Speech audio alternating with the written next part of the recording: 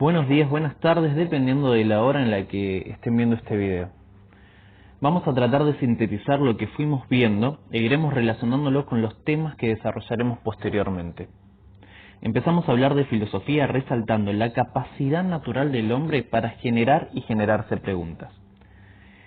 Yo creo que les comenté, y si no lo hice lo voy a hacer ahora, que bueno, yo tengo un ahijado de 4 años aproximadamente que siempre viene a casa y ante una actividad que uno esté desarrollando, él empieza a preguntar el por qué. No sé si a ustedes le han pasado con algunos de sus familiares, pero no sé, si yo estoy haciendo una actividad cotidiana común, como por ejemplo cambiar un foquito quemado, ¿sí? Él pregunta: ¿por qué estás cambiando el foquito? Y uno le puede llegar a responder: porque está quemado. Ante esta respuesta, a él se le genera otra pregunta, de ¿por qué se quemó el foquito? Y si uno le responde: porque la tensión eléctrica vino con más voltios, aunque él no entienda lo que es la tensión eléctrica, va a generar otra pregunta, que es ¿por qué vino la tensión eléctrica con más voltios? Y así sucesivamente uno le puede ir respondiendo y a él empieza a generar otras preguntas más. ¿Sí? Esta es la capacidad natural que tenemos todos los hombres. Ahora, todas las culturas y todos los hombres de la historia se formularon distintas preguntas. Los primeros hombres encontraron las respuestas en lo que vamos a conocer como los mitos. Si recorremos las distintas culturas a lo largo de la historia, veremos que todos se hicieron preguntas. Preguntas que vamos a considerar como fundamentales. Como por ejemplo, ¿de dónde venimos? ¿Qué sentido tiene la vida? ¿De dónde proviene el mundo? ¿Por qué existe el sufrimiento? ¿Sí? Estas preguntas, ¿sí?, son transversales a casi todas las culturas, pero nosotros vamos a tomar un ejemplo en particular que va a ser obviamente de la cultura griega, ¿sí? El mito de Perséfone. La mitología griega, ¿sí? Ustedes saben que tiene una variedad de dioses, ¿sí? Cada uno representando una actividad fundamental de la vida humana y de la tierra. Bueno, Deméter es la madre tierra, diosa de la agricultura. Era la responsable de la fertilidad en la tierra y de proteger los cultivos. Ella tuvo una hija con Zeus, Perséfone. Era tan hermosa que Hades, el dios del inframundo, la raptó. Deméter la buscó por 9 días y 9 noches. Como no pudo rescatarla, se sumergió en una profunda tristeza. Su dolor hizo que toda la tierra se marchitara, que no dé ni frutos ni flores. La gente empezó a morirse de hambre.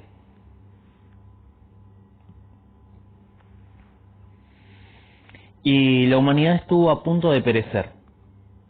Entonces los dioses le pidieron a Hermer, que era el dios del comercio, que negociaba con Hades.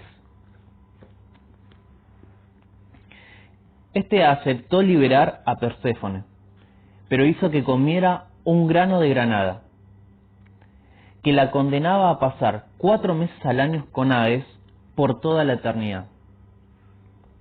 Desde entonces, Perséfone pasa 8 meses con su madre Deméter, donde ella es feliz y por ende la tierra fértil. Y 4 meses la hermosa Perséfone vuelve con Hades y producto de la tristeza de su madre, la tierra se seca y no brinda ni frutos ni flores. De esta manera los antiguos griegos explicaban el cambio de las estaciones y la infertilidad del invierno.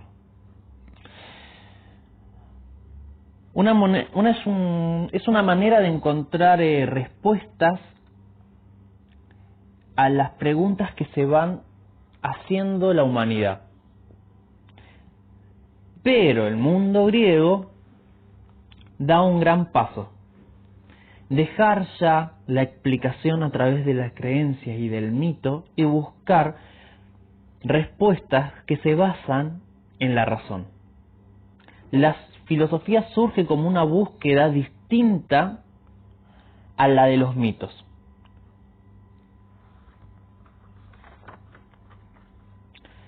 La pregunta sobre las estaciones del año no son las únicas que aquejaban al hombre, ¿sí?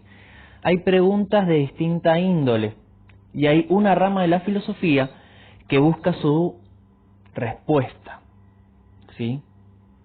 Vamos a acordarnos que la razón va a ser lo fundamental en la filosofía. Y en esta búsqueda de respuestas, la razón va a ser la que va a dirigir, ¿sí?, este gran camino en encontrar respuestas. Y también vamos a tener en cuenta que la filosofía va a querer buscar una respuesta, pero sin una intención especulativa, ¿sí? No va a buscar una respuesta para darle una utilidad, sino que va a buscar una respuesta porque esa búsqueda es lo que le va a traer felicidad, ¿sí? La filosofía en este sentido va a ser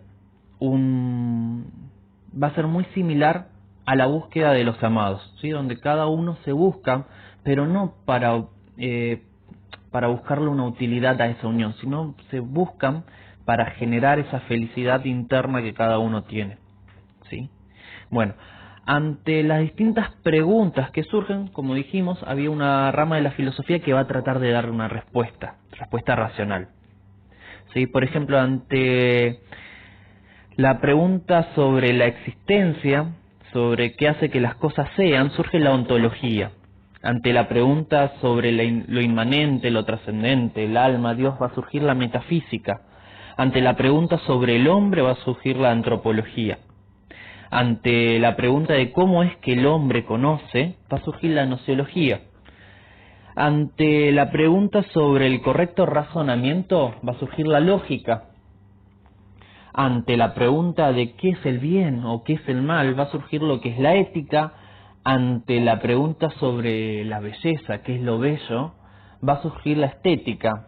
Y ante las preguntas sobre las relaciones de poder, sobre las convivencias y demás, va a surgir lo que es la filosofía política. A lo largo de la historia de la filosofía aparecen grandes pensadores, pero hay una tríada que nosotros vamos a considerar las más importantes, que va a ser Sócrates, Platón y Aristóteles. Fue tan importante la presencia de Sócrates en la historia de la filosofía que muchos dividen a la filosofía en dos grandes bloques. En el bloque previo a Sócrates, conocido como el periodo presocrático, y el que va a ser posterior a Sócrates, con el bloque de los postsocráticos. Esta división se da por el cambio y la apertura de la filosofía que se da a través de Sócrates. Había dos cuestiones principales que le interesaban a Sócrates, que era la cuestión del bien y de la virtud. Y por eso muchos consideran a Sócrates, ¿sí?, como el padre de la política y de la ética. Pero nosotros vamos a empezar a desarrollar, como decía, desde el primer bloque. Y el primer bloque, ¿sí?, tiene a unas personas muy importantes, a unos pensadores muy importantes, que son conocidos como filósofos de la naturaleza. Pueden ser conocidos como filósofos de la naturaleza, filósofos cosmológicos, porque se preguntaban por la totalidad, y totalidad es igual a cosmos, o por los filósofos físicos, ¿sí? ¿Por qué? Porque se preguntaban por el origen de la naturaleza, y naturaleza también es igual a physis, ¿sí? Bien, empecemos afirmando de que todos los hombres, ¿sí?, nos conmueven, ¿sí?, las cosas, ¿sí? Acuérdense que nosotros habíamos hablado del triple origen de la filosofía: asombro, duda y conmoción. Bueno, lo que tenemos alrededor nos conmueve, ¿sí? ¿Y qué es lo que tenemos alrededor? La naturaleza, el cosmos.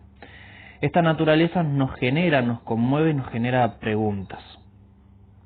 Por eso en esta primera etapa, ¿sí?, nos vamos a estar preguntando por el origen de las cosas, por el origen del cosmos, de la naturaleza.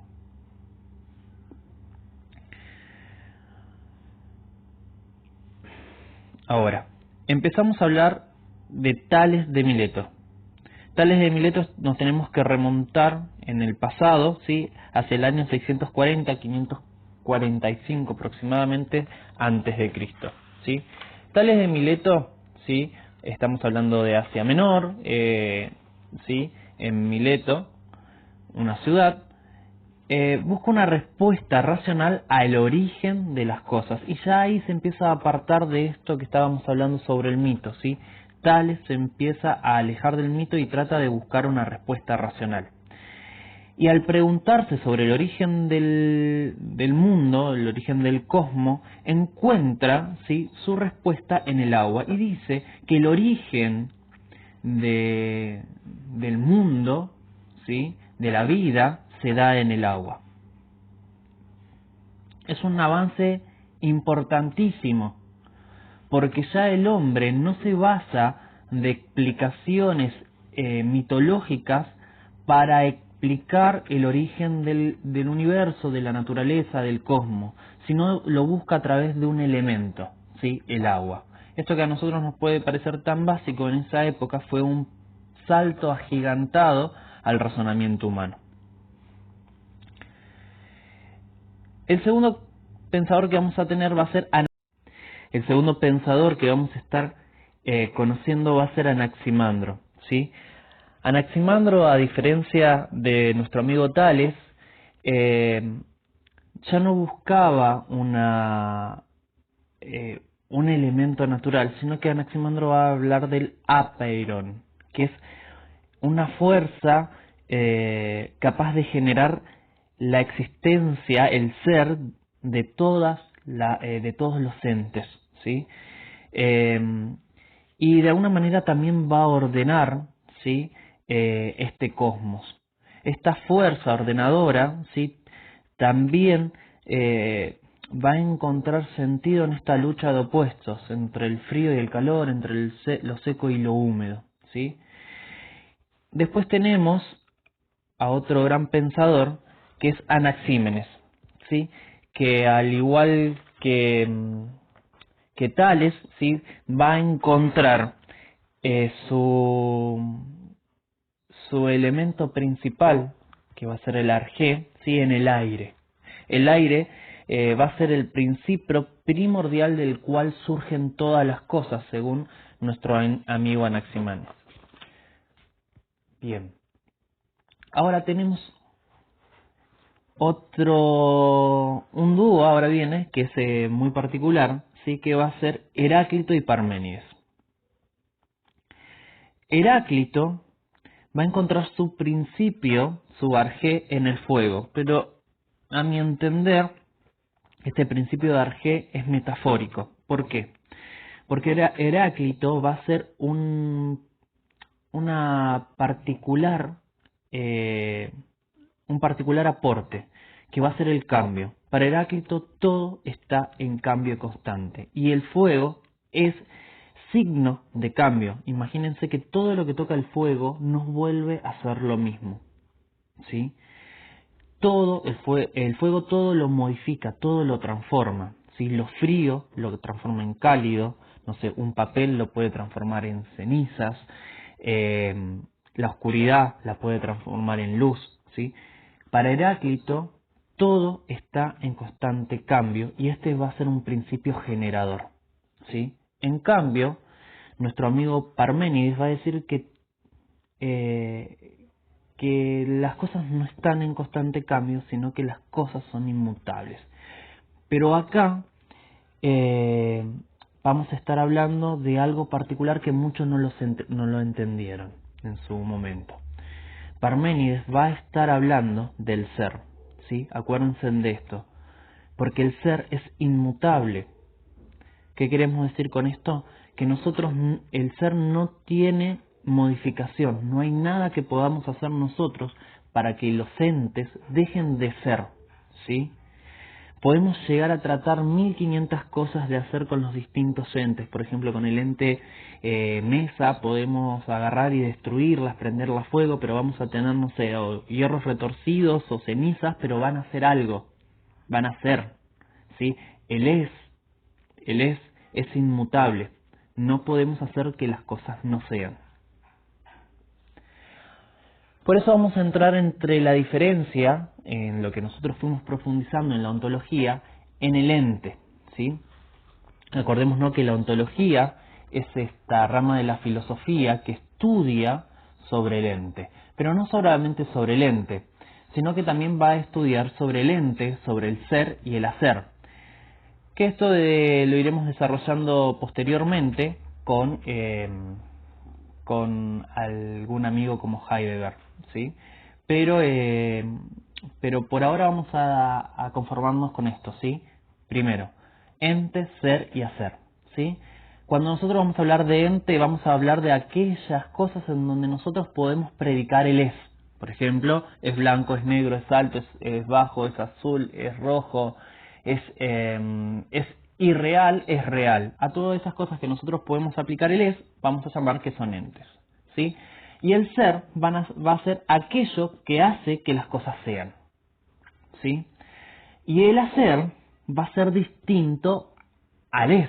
¿Por qué? Porque nosotros al hacer podemos encontrar distintos modos de ser, ¿sí? Y a eso se va a referir el hacer.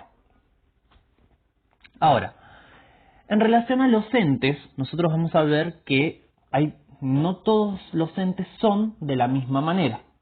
Por ejemplo, tenemos entes, ¿sí?, que son entes ideales. ¿Esto qué quiere decir? Que no lo vamos a encontrar en el plano físico, sino que lo vamos a encontrar en lo que vamos a ver ahora posteriormente con Platón, que es el mundo de las ideas.